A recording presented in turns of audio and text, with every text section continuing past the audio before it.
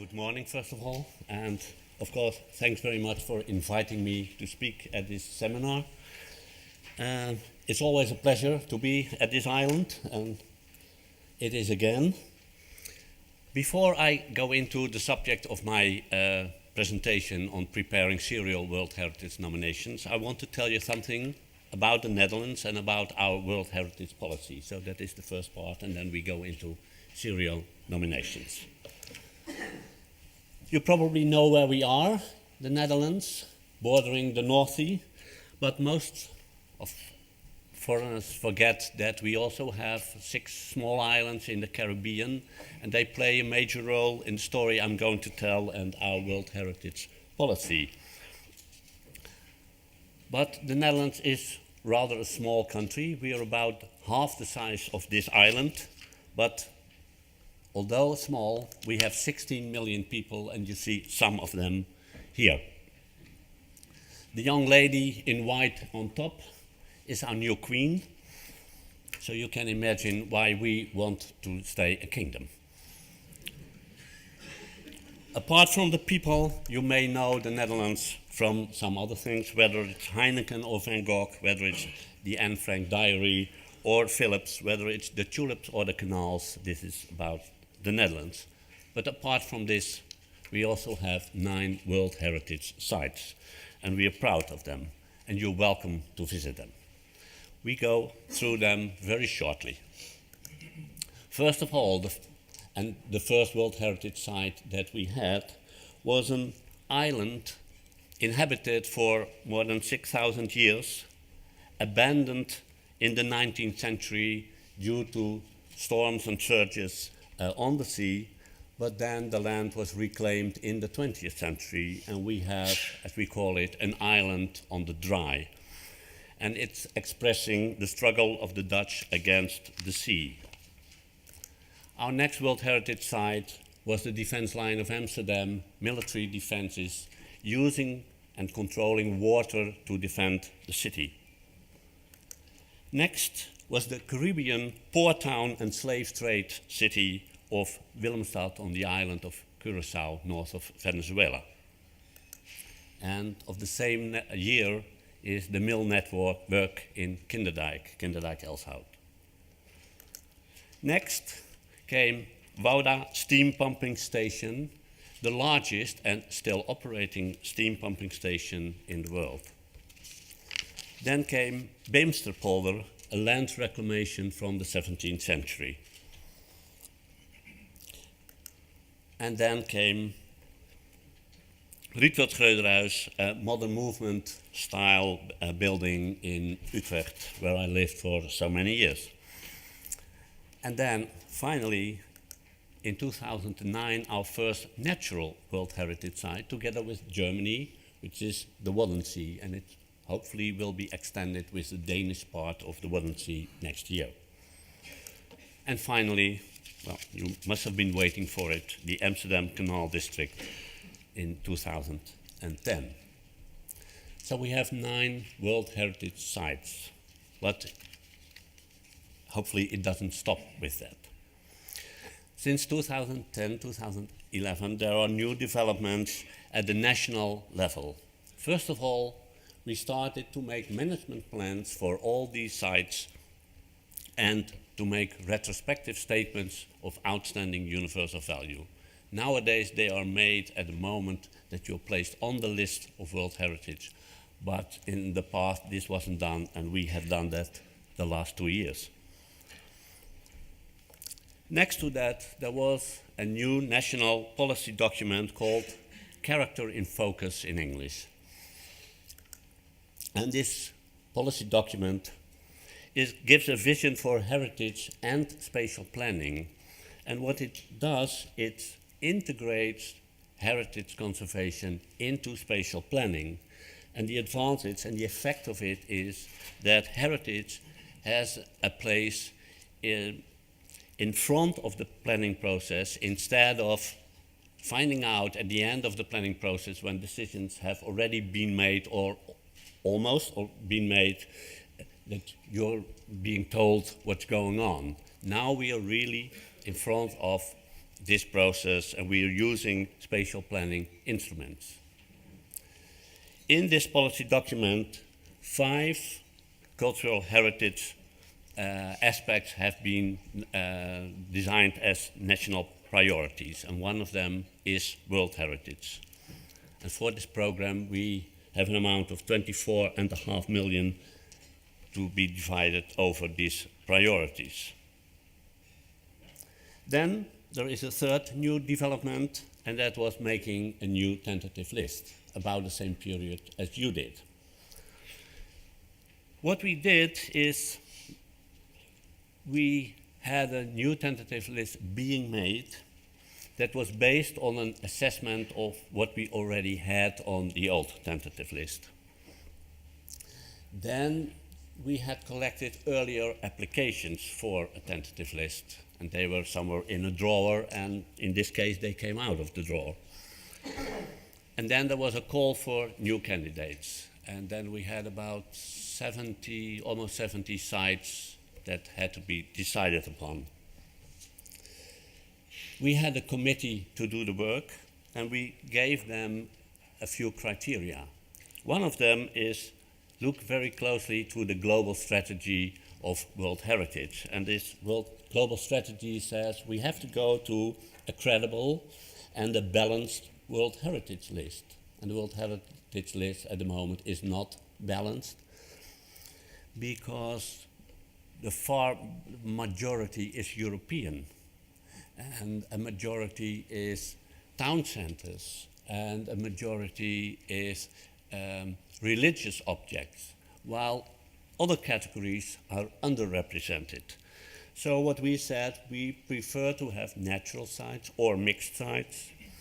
We want to have serial or transboundary nomination, and we want to have monuments in underrepresented categories.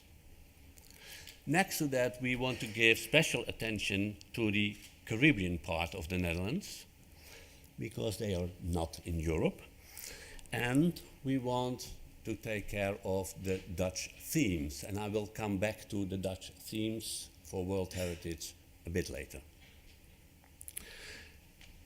The assessment was done by an independent committee. They made a selection, and we had hoped and even told them we hope for a very small tentative list. But to our surprise, this is what we got. It's a list of, this is what we got. It's a list of 10. And we have been thinking of it, but finally the Ministers of Culture and the Minister of Nature decided we do it with this list. We put them on the tentative list, this selection. And we go a bit further. What they said is 3 of these sites on the World Heritage, on the tentative list, will be nominated in the period 2012 to 2015. The rest must, meanwhile, prove that they have OUV, outstanding universal value, that they have taken adequate protective measures, and that there is administrative and public support for the nomination. This rest group will be nominated in the period between 2016 and 2025. And the intended site holders are or is responsible for the preparation of the nomination file. And the Cultural Heritage Agency, where I'm working, we coordinate and facilitate with knowledge and money. So that was what was decided, and I promise you to come back to that, the Dutch themes, and I'll show you that. In the Netherlands, we want to tell a story with our nominations, and this story is what we are good in or famous for, and that's 3 themes. One is water and water management, and you can imagine few of the sites that already are on the World Heritage list, and I showed you, belong to this group. But also at least 3 of the sites on the tentative list are connected to this theme. Then Holland has always been a civil society. We do have, as I said, a king and queen, but we only have them for 2 centuries, and before we were the first republic in the world. So this is still into our DNA, and civil initiatives play a major role. So 3 of the sites that we already have on the World Heritage List belong to this theme, and at least 4 of the new ones on the tentative list do. Then there is the theme of design, and that's a combination of modern movement, buildings, and the man-made landscape. We already have 3 on them, and 2 more probably will be added to it. And then 1 was left, that's the frontiers of the Roman Empire, already a World Heritage Site, but the Dutch part and small part of Germany is still lacking, and we intend to make an extension for that part of the borders of the Roman Empire. When we look further to our list and the tentative list, you can see that we have 1 transnational World Heritage Site, and we hope to add 2 or maybe even 3 transnational sites to the list as well. And the same accounts for serial sites. There's 1 serial site at the moment, and 3 probably will be added to it. After the decision was taken about our tentative list, we started with the nominations. In 2012, there was the nomination of Tylers Museum in Haarlem. It was nominated. ICOMOS brought a visit to it, and they advised not to inscribe the site on the World Heritage List, which was a disappointment. So we decided earlier this year to withdraw the nomination. So that's what can happen as well after the investment. Earlier this year, we nominated another site, the modern vanilla factory, and the visit of ICOMOS will be in October this year, and the decision will be taken next year, and we're still hopeful. Then the third of this early list, the nominations of the plantations in Curaçao, will be most probably in 2015, maybe 1 year later.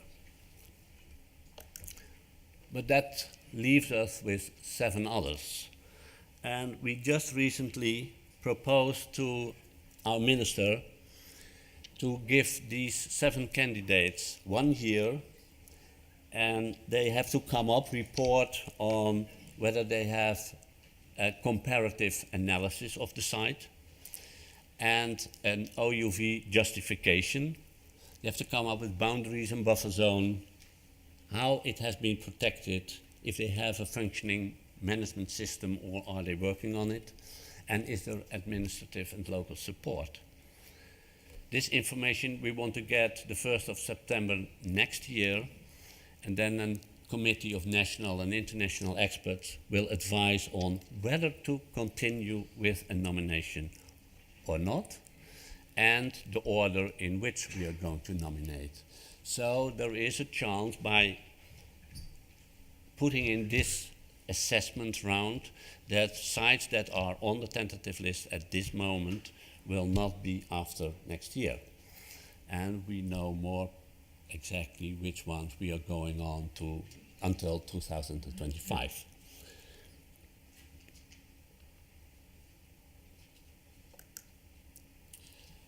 For the ones that we are continuing with, that will be nominated between 2016 and 2025, we advised the minister that we should take part in the so-called upstream process, and it will be talked about later. I think that means to include people from ICOMOS, IOCN, or ICROM in the nomination process, to have an international peer review to be sure that it's been looked at from the outside, that the completeness check of the nomination file by the World Heritage Center will be done before you really nominate instead of what we always used to do afterwards. And to write a very explicit advice to the cabinet whether to nominate or not. So even at the very last moment, there is still a possibility that we will not nominate to the World Heritage Center. Then next to that, we only will nominate one nomination a year, and we will not nominate each year. That's the end of the first part, and I'm almost halfway, so that's good. I'm on schedule. We come to nominating a transnational serial property. And we do that with the help of an example. It's called the Colonies of Benevolence. And I will explain you what they are, why they are significant, and the process of preparing the nomination, which we are somewhere in the middle, maybe not even in the middle. What I will not tell you is all the things that you can find in the UNESCO Manual that you see on the picture here. And it gives you all the definitions, it gives you the descriptions, it gives you the process you have to go through. If you read that, I don't have to tell you that.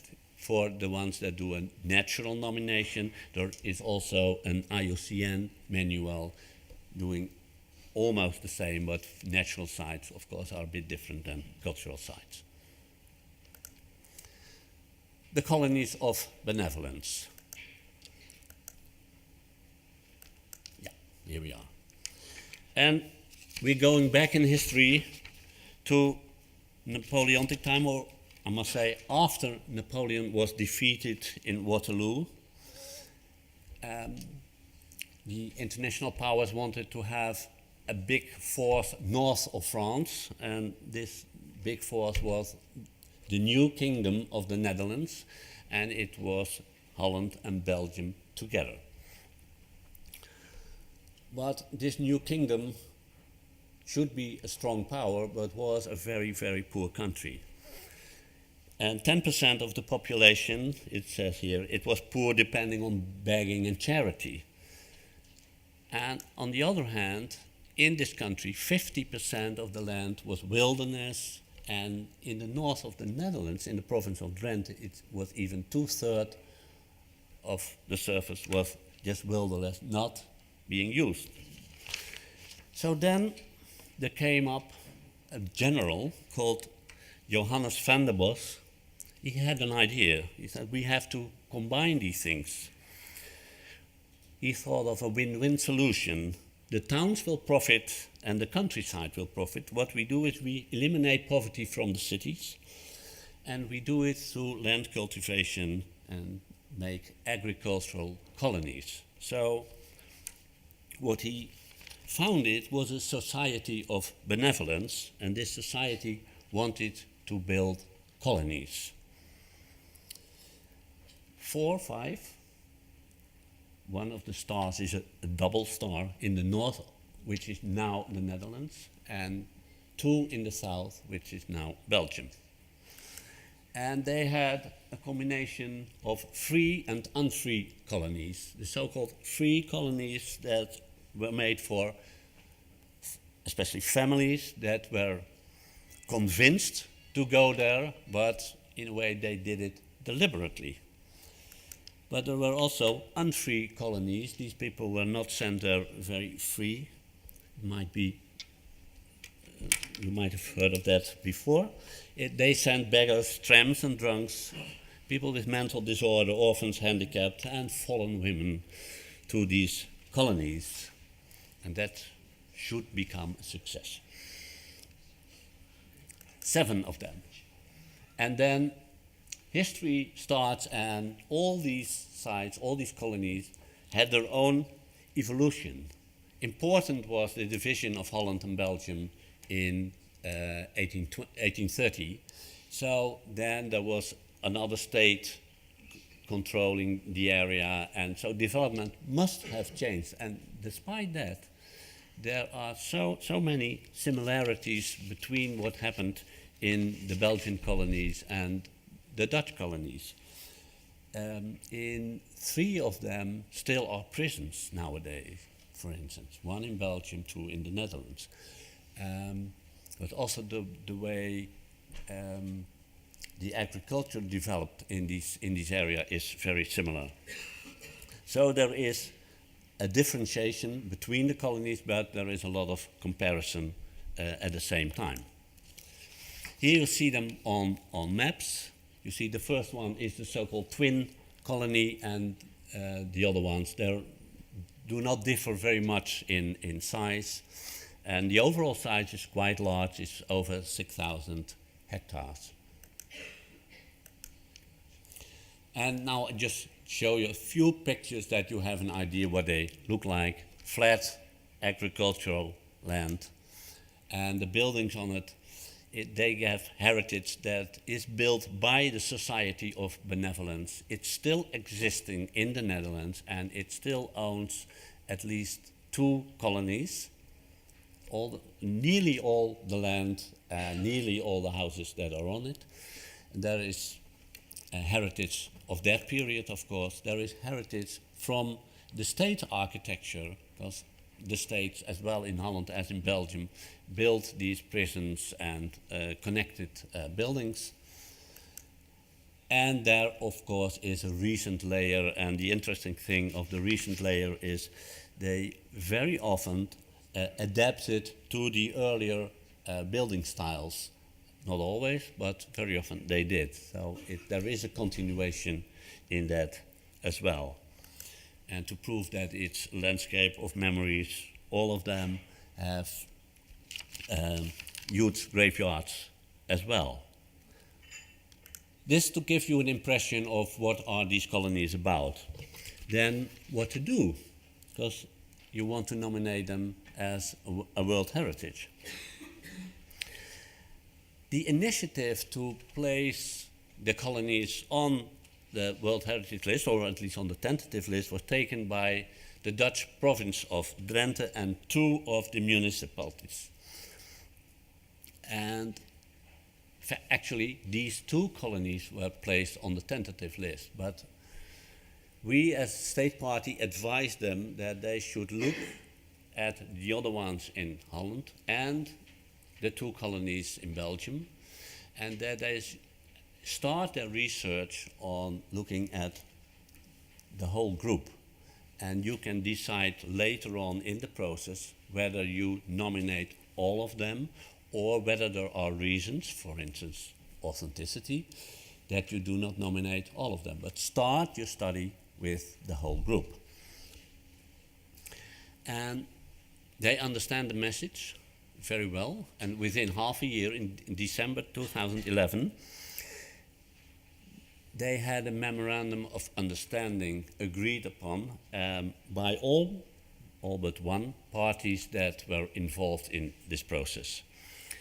And it decided to have more goals than just a World Heritage nomination or a World Heritage listing, I must say, a World Heritage listing in 2018.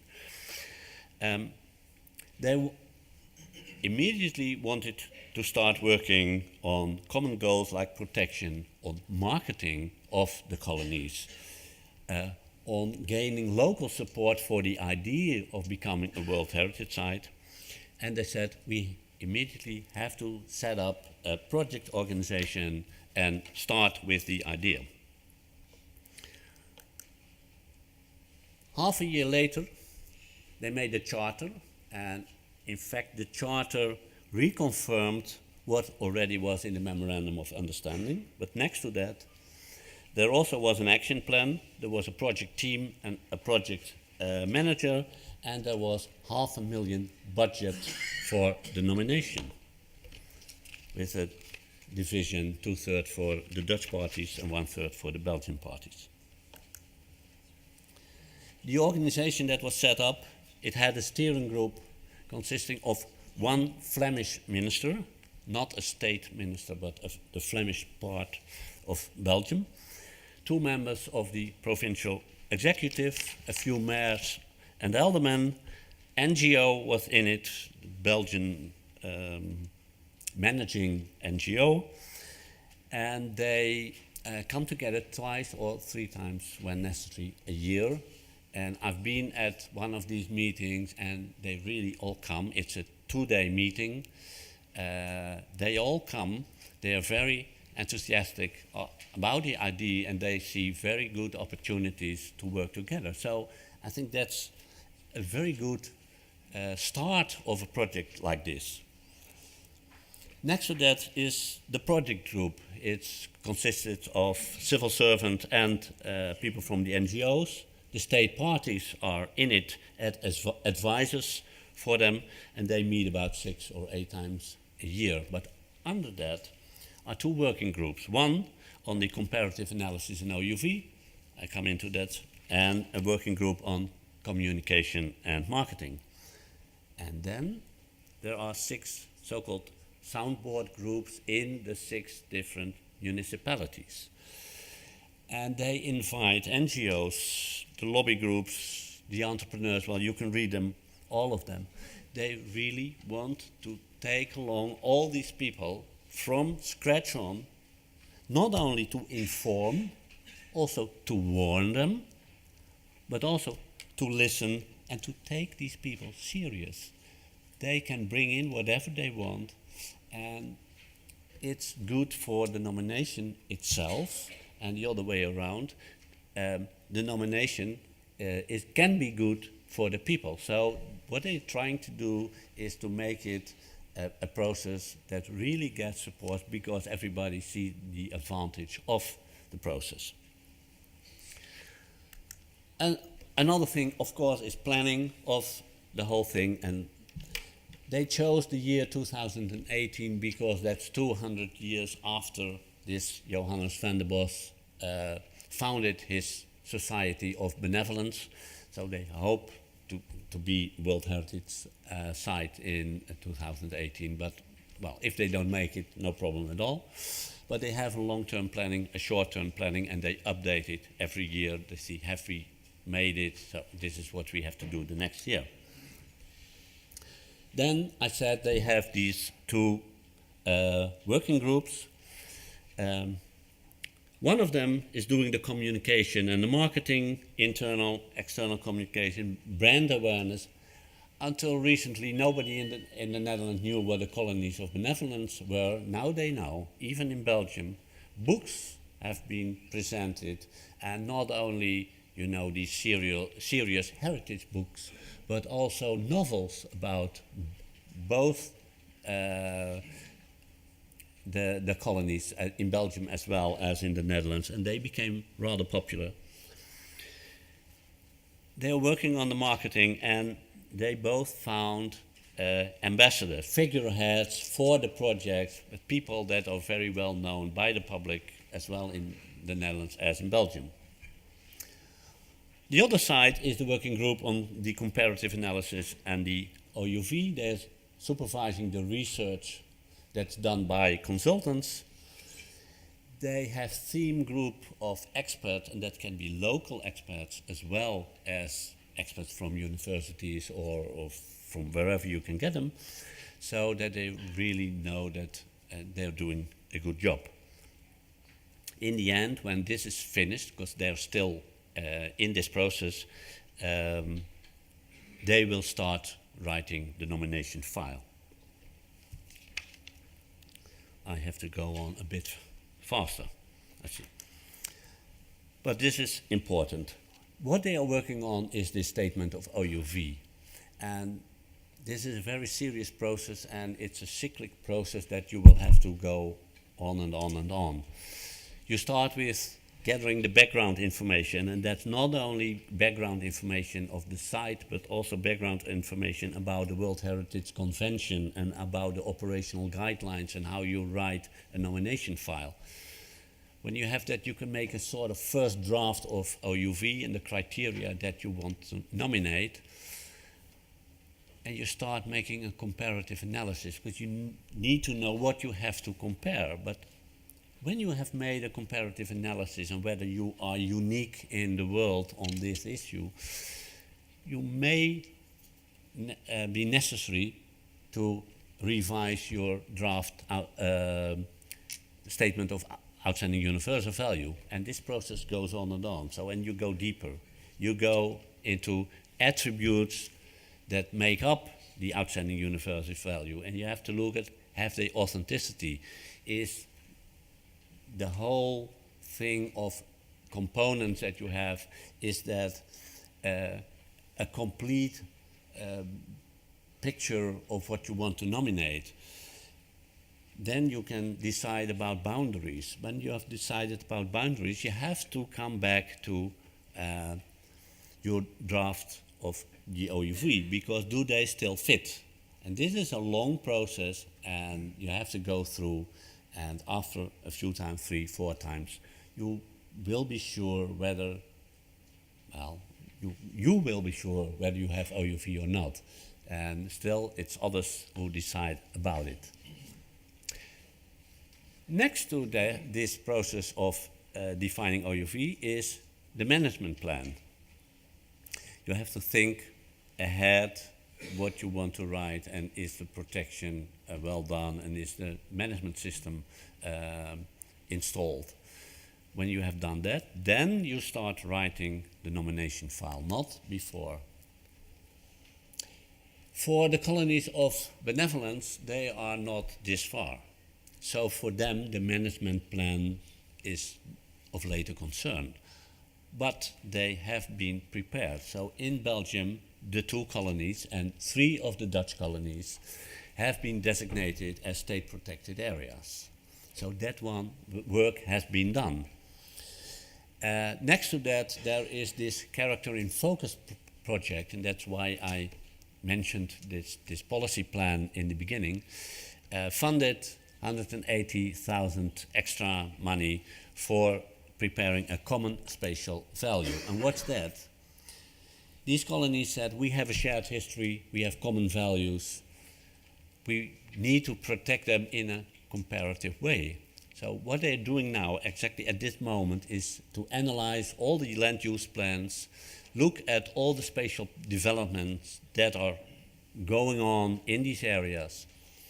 They look at what's needed for effective protection of the OUV, and having all this information gathered, they make a comprehensive landscape vision together with the help of landscape architects, but all the municipal planners are in this process, and it will be tailor-made because some areas are, well, need more protection than others. The idea behind it, they make a vision, and then it will be implemented at all these different sites, in all these different municipalities, into their land use plans. When you have that result, you have a good basis for your management plan. To conclude, in the Netherlands, well, you can read, nomination is a thing that's done by the nominating authorities and organizations. It's not the state party who does the work. It's the state party facilitates, and we really give a lot of advice, we give knowledge, we give money, but it's what we call the site holders have to do the work. And local support and commitment is really essential for us, and it plays a role through the whole process. Next to that, some points that may be of interest for you, and to pick out a few of them, you really have to start the process with an approved project plan, and be sure that World Heritage nomination is not your only goal. Because what will happen when along this line you find out we probably do not have OUV? You can still continue working together, presenting yourself to the world, attracting tourists to come to you, even if you're not a World Heritage Site. So that's very important to keep in mind. The importance of public support I already stressed enough, and maybe the last thing, in a process in which you work together, give the credits to everybody. Thank you very much.